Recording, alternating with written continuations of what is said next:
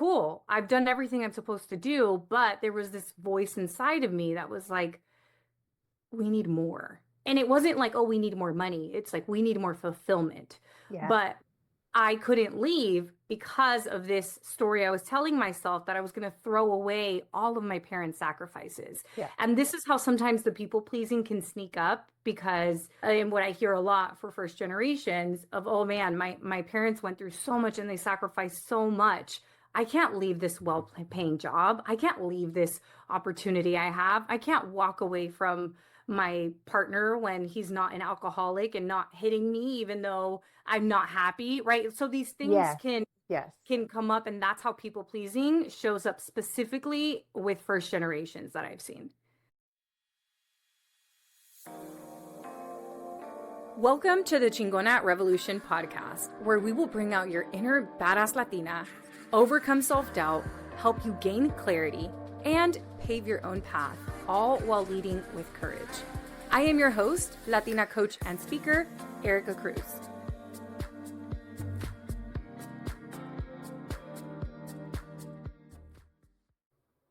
Hello, hello. Welcome back to this week's episode of Chingona Revolution podcast. This is your host, Erica Cruz.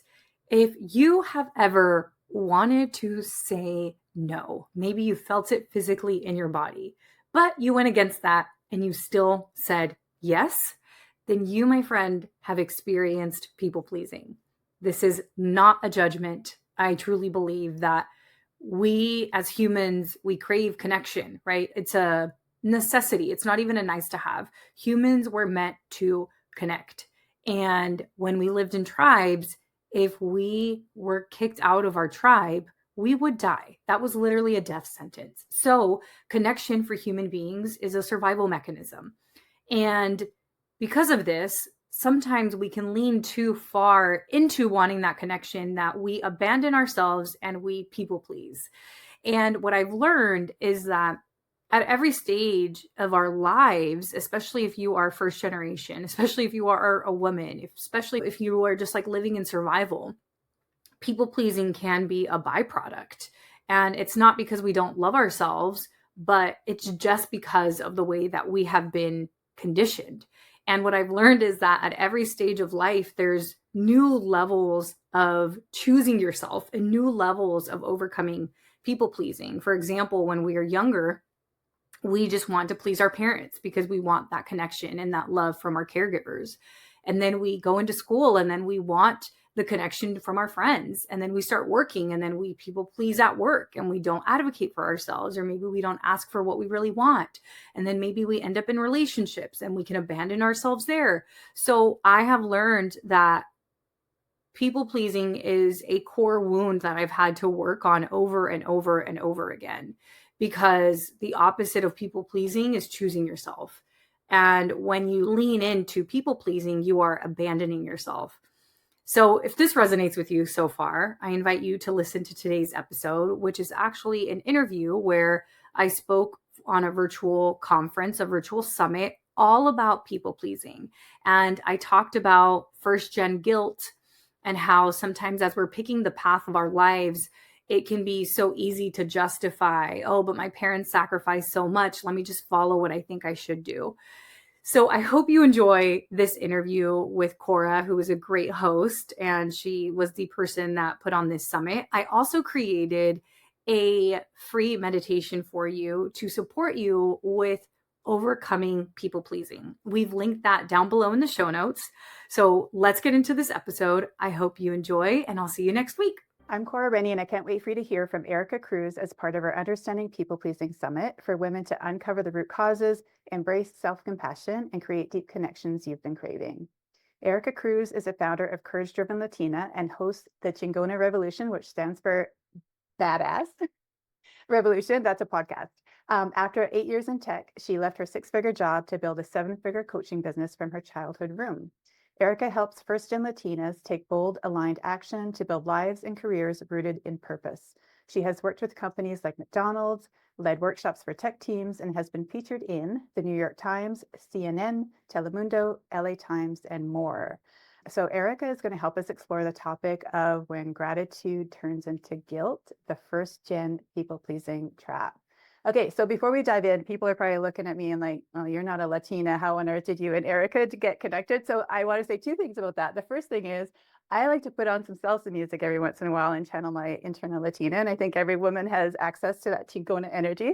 And then the second thing is your story was just so compelling that I knew that this a conversation had to be part of the summit. So can you tell us your story, please?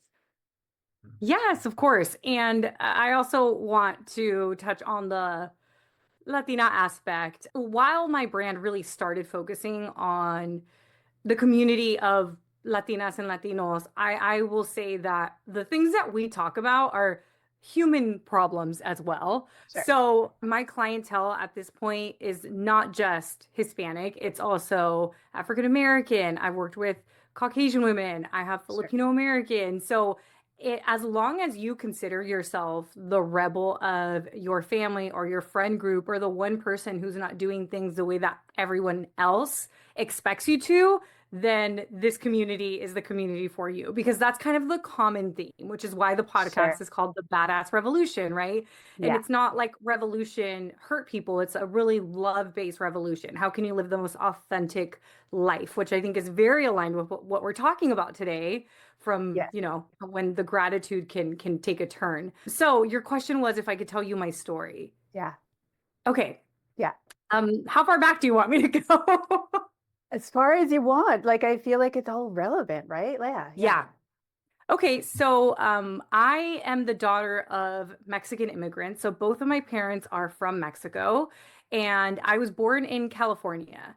And at home, it really was this traditional Mexican home, but at school, I was American, right? So it was really kind of two different cultural worlds. But the reason I bring that up is I have one older brother, and my older brother was always really good at school. And for me, I was more social and not that great at sitting in my seat and studying. And I was intelligent, but in different ways. And early on, I actually remember I think I've always been some form of a feminist, even when I was a kid, and just very outspoken. And that's not welcomed in my culture. So there's the saying of like women should be seen and not heard. In Spanish, there's the exact same saying that the saying goes, calladita te ves más bonita, which translates to you look prettier when you sit there and you're quiet. And that's the message that you're constantly told as a woman in that cultural scenario. So quickly, I noticed how different my brother was treated versus how I was treated. And there was one specific comment that my dad made. I'll never forget which street we were on. Funny enough, I live around the block from that street now. But we were driving down the street, and my brother has always been pretty driven when it comes to like wanting to make money and wanting to do all these different things. And I've always been a little bit more, as I mentioned, on the social side. So my brother was asking about his inheritance. We were kids. I was maybe like 7. And my dad said, oh, well, Alex is going to get 70% of the inheritance because he's a guy. And Eric is going to get 30% because she's a girl and she's going to get married and somebody's going to take care of her, Wow. which even my 7-year-old self knew that was completely wrong. And I remember just getting so upset. I was like, what? Well, what if I don't want to get married? Or what if I want to get married and I want to get married to a girl and I want to support her? And I'm not a lesbian, but I think again, it's just me Yeah. being my rebellious self. And my dad always said that I should have been a lawyer because I like to argue. But I think it's just I like to stand up for what I think is right. And it's not always been easy to do that. And I feel like I've really had to work to find my voice again because there was many experiences where my voice was not valued and it was shut down. And I've really been conditioned, just like many other women, um, and like not just Latina women, women in general, right? A lot of us women are conditioned to people please and Mhm. to be accommodating of other people's needs. And just thinking about my brother and myself, we're both, again, really smart in different ways, but he just doesn't really even know how to. So my parents are divorced now. And I ended up living with my mom for a little while. and then moved away for school, got a job in tech, did that for like 8, 9 years. And then I decided to quit tech during the pandemic and start my own business. And I knew I was going to have to save money and I had to just really get creative. It was one of those things where like my dreams were bigger than my ego and my ego was hurting. But I ended up coming back home and I moved back into my mom's house because she lived alone. And 4 years later, I'm still here. I did not think I was still going to be here. But now I am living back at home with my mom.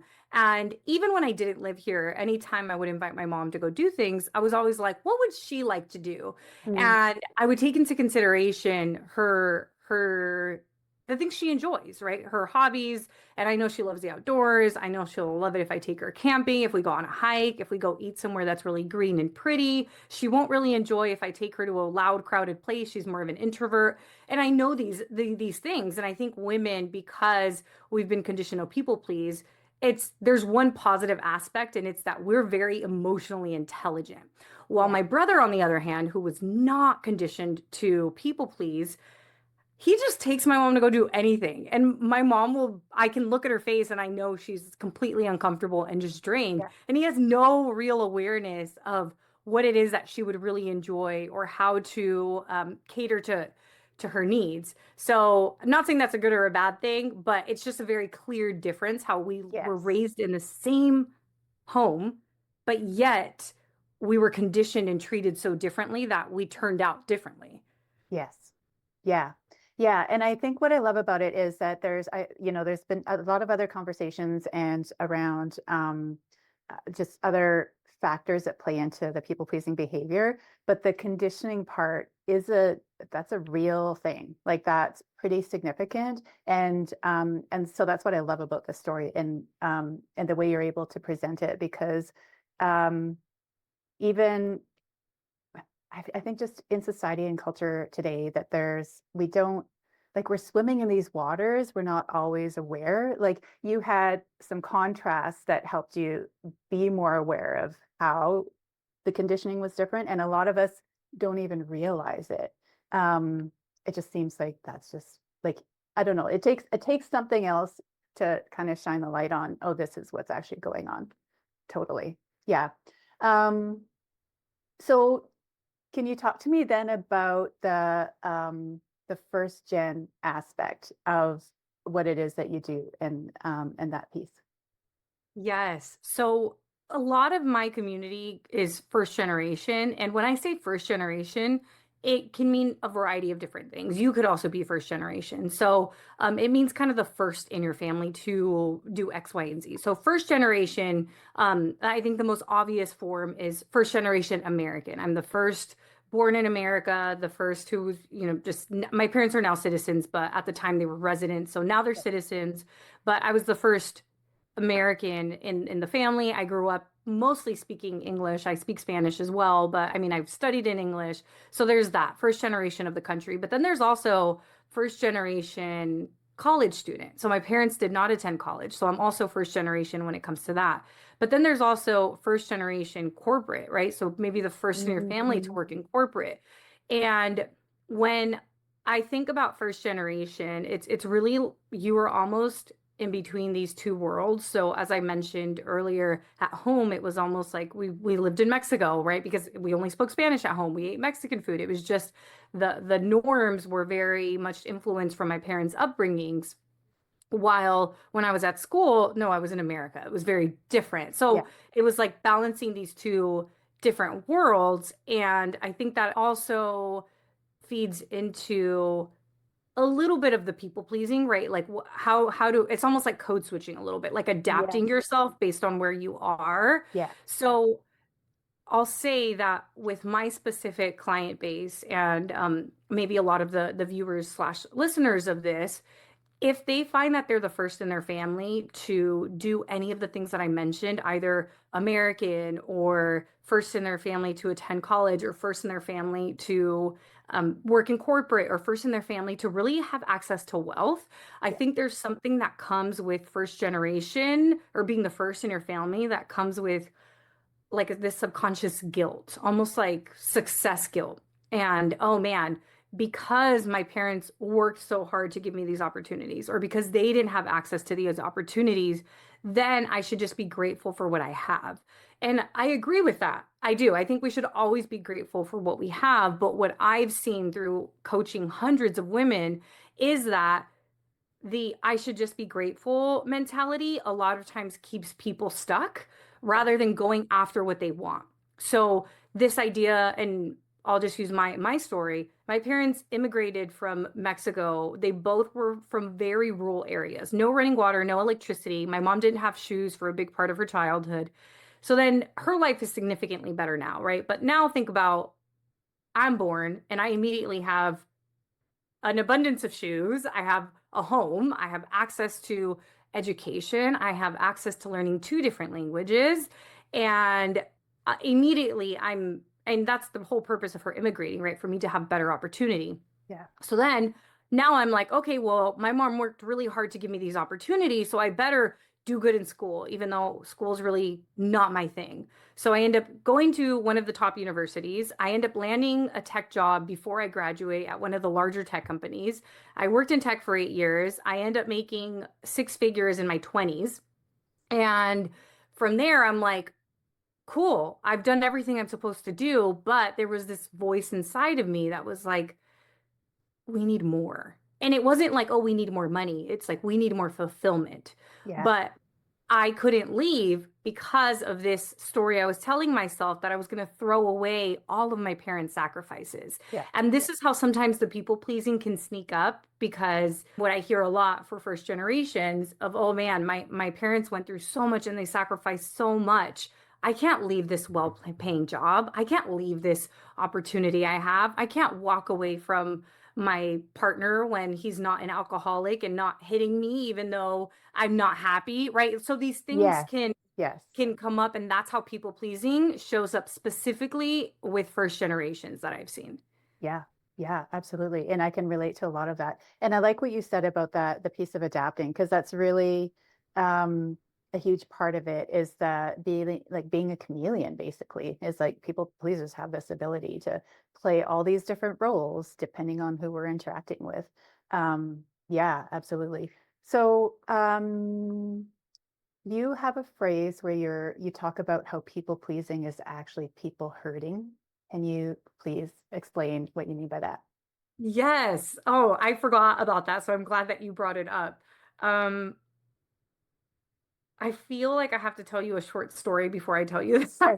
Yeah, yeah, yeah, So, one of the things that I didn't mention when I mentioned that I was unfulfilled and that I was searching for more fulfillment in my 20s is that so I had the college degree, I had the job, I had the boyfriend, actually an ideal boyfriend who got along with my family probably better than I did. yeah, Also Mexican American, great person, very good heart. And he ended up proposing to me.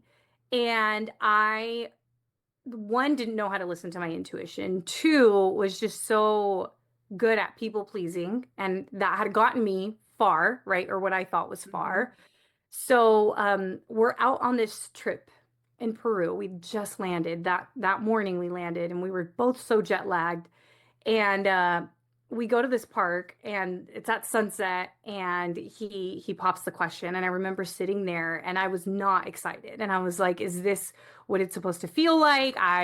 I was so confused, and I think the answer I gave him was okay after about 2 minutes of silence because he was getting worried. He was like, yeah, you haven't said anything." And I think it was really one of those things where I didn't have the courage to be honest with him. And I had been people pleasing for so long, it was just the next step that needed to happen. yeah, And compared to my parents' relationship, he was great, right? So it was also the same thing I was mentioning earlier of like, I should just be grateful for what I have.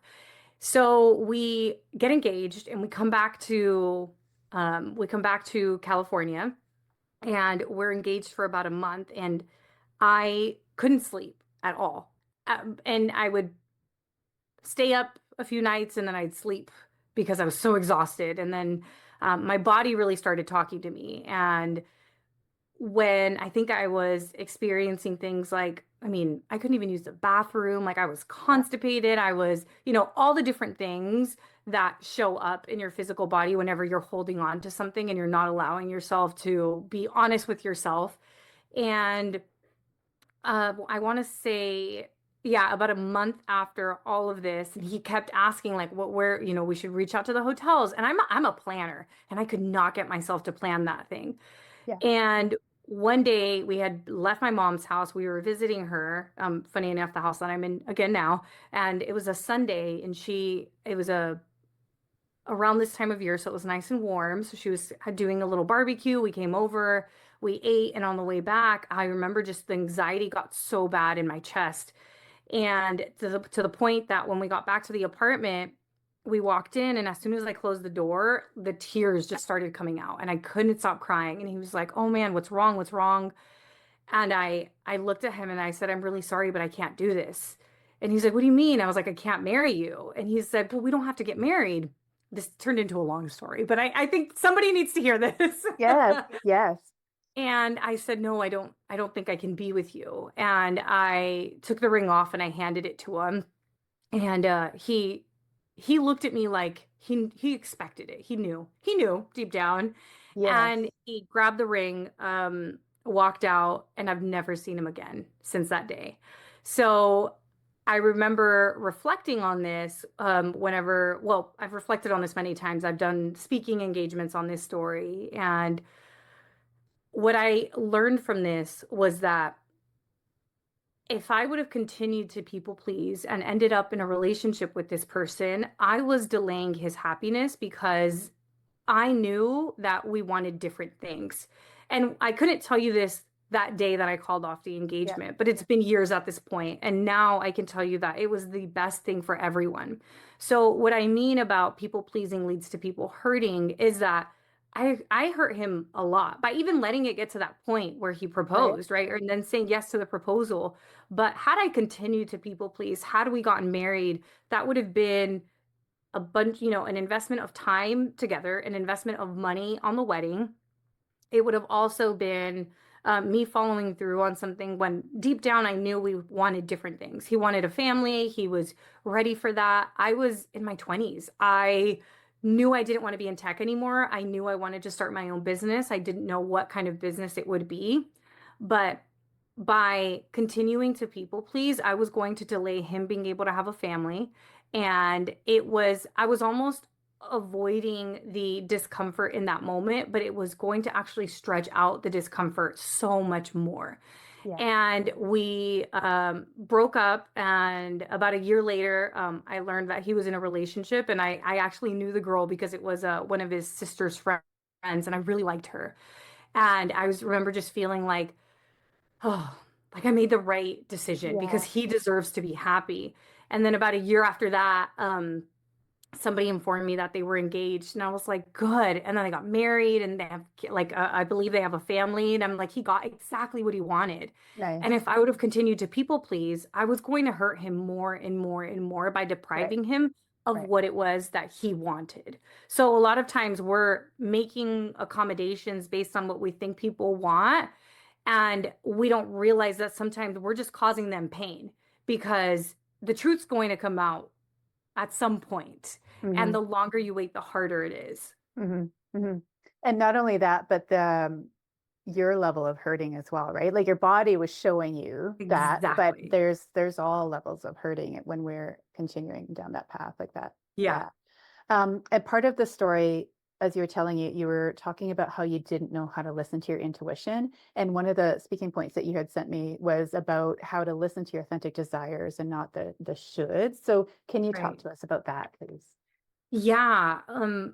Especially for women, especially for first gen, we're constantly told what it is that we should want and how we should act and what we should go after. And we're never trained. I mean, especially in our capitalistic society, that's very much about productivity, right? We don't have classes. I mean, it depends where you go to school, right? But public schools don't have meditation or mindfulness classes or journaling classes. We're not taught these tools that allow us to really understand what's going on inside of us And funny that you actually asked this question right after that story, because it was that moment of calling off the engagement that I think was really the moment when I stopped living my life for other people and I started living it for myself. And that is when I really went into almost hermit mode, and I really started to read all the self-development books. I started to journal. I started to practice meditation, and that's when I started to learn how my intuition spoke to me. And it speaks to every single one of us a little different, Mhm. but there are common themes. And if you, I mean, for some people, they feel it directly in their gut, right? As soon as somebody says something, if you feel like you've been punched in your gut, that's usually a sign that it's a no. But anytime that you're about to make a decision, if you can just find a moment of solitude and close your eyes and ask yourself, does this make me feel expansive or does this make me feel contracted? And the answer to that question, which you get, it's hard to tell when you're not really in touch with your body, but the more you can do things that allow you to listen to your body, that are things like yoga, meditation, journaling, or even just going for a walk. That's another Mm. thing. Before I give somebody my decision, if I'm on the fence about it, then I go for a walk. And that actually research shows that that's a great way to get unstuck, because one, you're in nature, typically, right? If you're Yeah. out, hopefully you're around nature, but then you're also, there's something about the movement of walking forward that allows you to process thoughts more. Mhm. And I'm totally butchering this research, by the way, something along that line. Don't quote me Yeah. on it. Yeah. And yeah, so I think it's something that gets better with time. And here's a great way to know if you're not listening to your intuition. A great way to know is if, as soon as somebody comes to you with an opportunity, if you run to everybody else to ask them what they think. That is how you know that you are not in alignment and that you're not listening to yourself. Totally. Yeah. Yeah. I can relate to that a little too much, I think. Yeah. Okay. So can we talk about the free gift that you have for the audience? Yes. Yeah. Yeah. Go ahead. So it's very much in alignment with this, actually. I should Yeah. have talked directly about that. So, because I do coach women on helping them find clarity on what it is what their purpose is, essentially, and then I help them build the courage to go after that. What I've learned is a big helpful tool is visualization, actually, because Hmm. when we allow ourselves to visualize, it's almost like we're accessing our subconscious and we're allowing ourselves to see the future that we desire. And it's really interesting what my clients will say. They're like, "Oh, wow, I'm actually not in this job. I thought this person was going to be in my life. They're not." And it can bring so much clarity. So the free gift that I have is actually a guided visualization to help you go from people pleasing to understanding what it is that you truly want, what your authentic desires are. And what I have found is that visualization is, I mean, the body doesn't know the difference and the mind doesn't know the difference between something that's imagined and something that's actually happening. And we can activate our stress response by thought alone. So if you are thinking about a situation where somebody made you really upset or something was really unfair, then your body will begin to react in that way as it did in that event. So your heart will start racing, maybe your palms get sweaty, and these things happen. So if that's true, then the opposite is also true, Yeah. being that as much as the stressful things can cause a lot of tension in the body, allowing ourselves to envision the future reality that we're looking to create, then you start feeling like it's already happening. And when that happens, then there's something in the brain called the RAS, the reticular activation system. It's almost like a filter.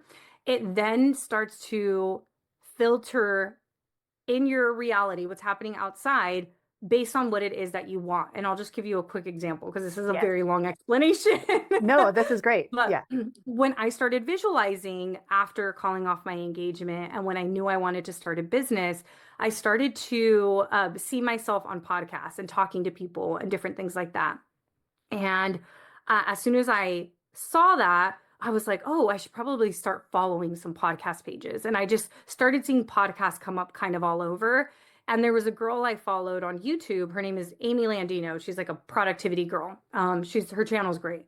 And I saw her on TikTok because that's where I was creating content. And I just sent her a message and I was like, hey, I follow you on YouTube. I love your stuff.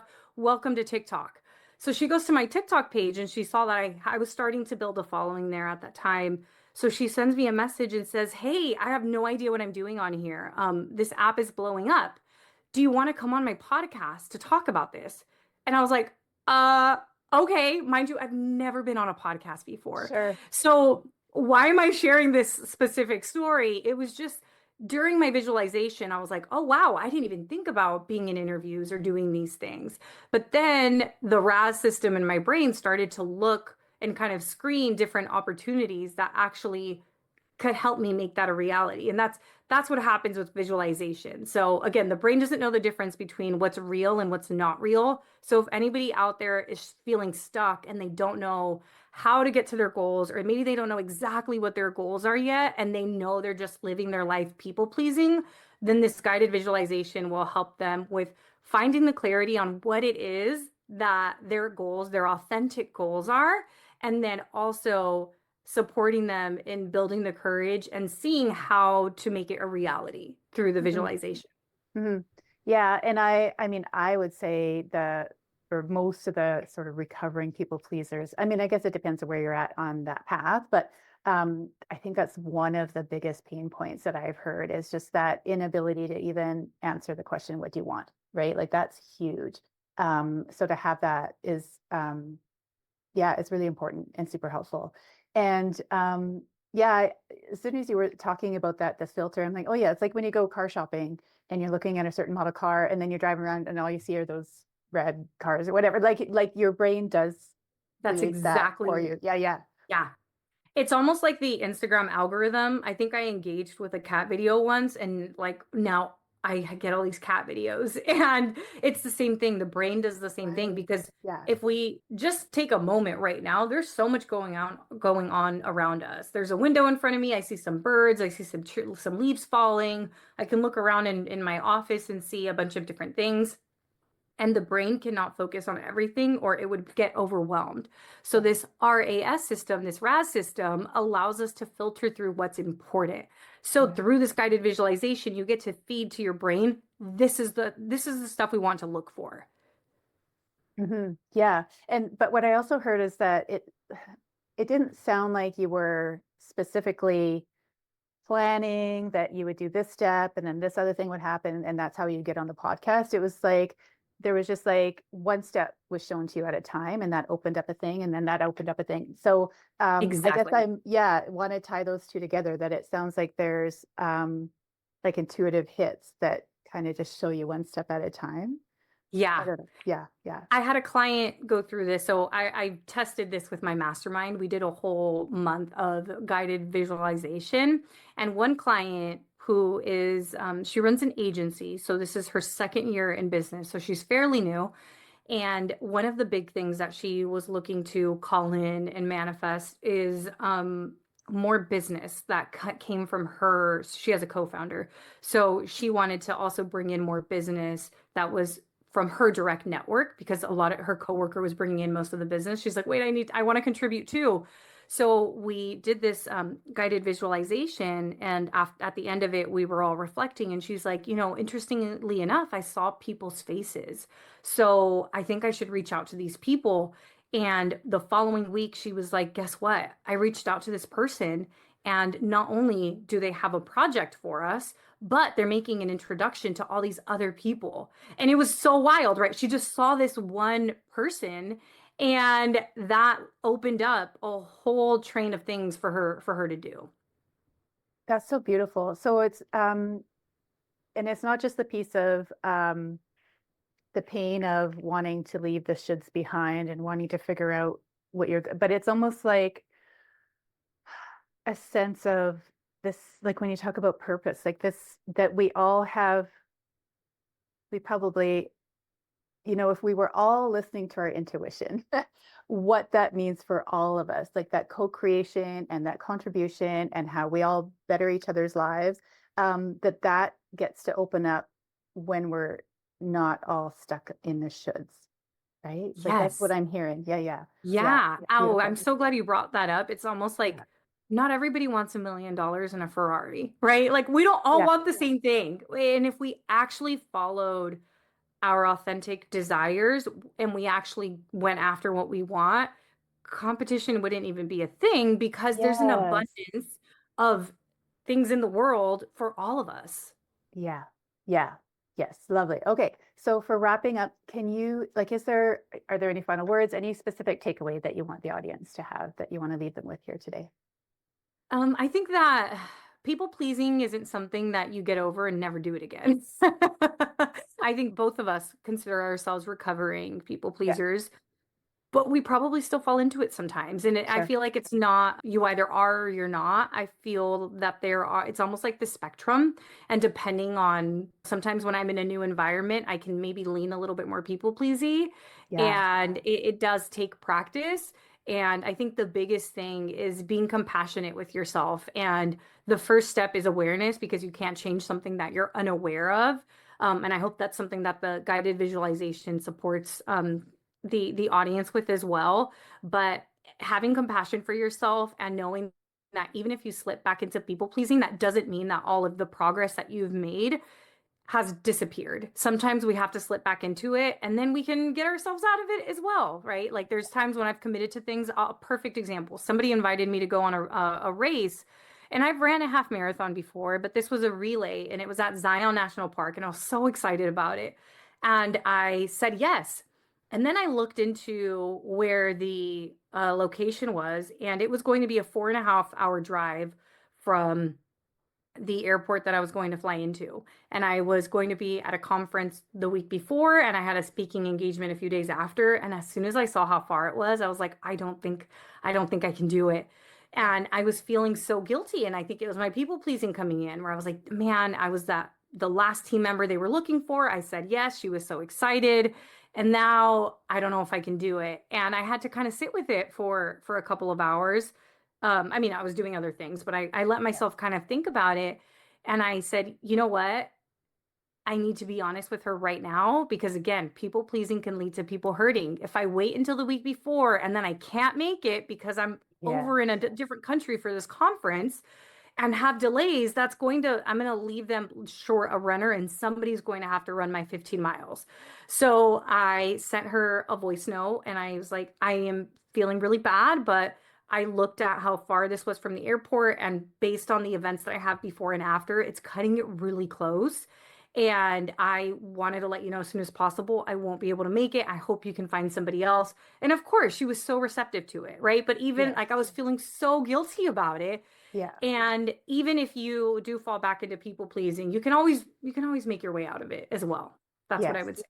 Yeah. Well, I think that's, yeah, it's like, it's just like just a lifelong journey. It's just the Yeah, journey we're on. Yeah. And it's a muscle that you build. Yeah. All those exactly. pieces. Yeah. Well, Erica, I can't thank you enough for your time and sharing your story with us here today and just being part of the summit. Yeah, I'm just grateful to you and for all the value that this conversation brought to this audience. And yeah, thank you so much. Thank you so much for joining me this week. Make sure to visit theericacruz.com. That's Erica with a K, where you can subscribe to the show so you'll never miss an episode. You can help this podcast grow by supporting me with an Apple Podcast rate and review. If you took anything away from this episode, I invite you to take a screenshot and share it on social media so that your favorite badass Latinas can also check it out. Be sure to tag me at the Erica Cruz. That's Erica with a K, because you know I want to see it. If you're ready to join the revolution and be a part of the Courage Driven Latina community, visit couragedrivenlatina.com to get more information and join the waitlist. Thanks again, and I'll see you next week.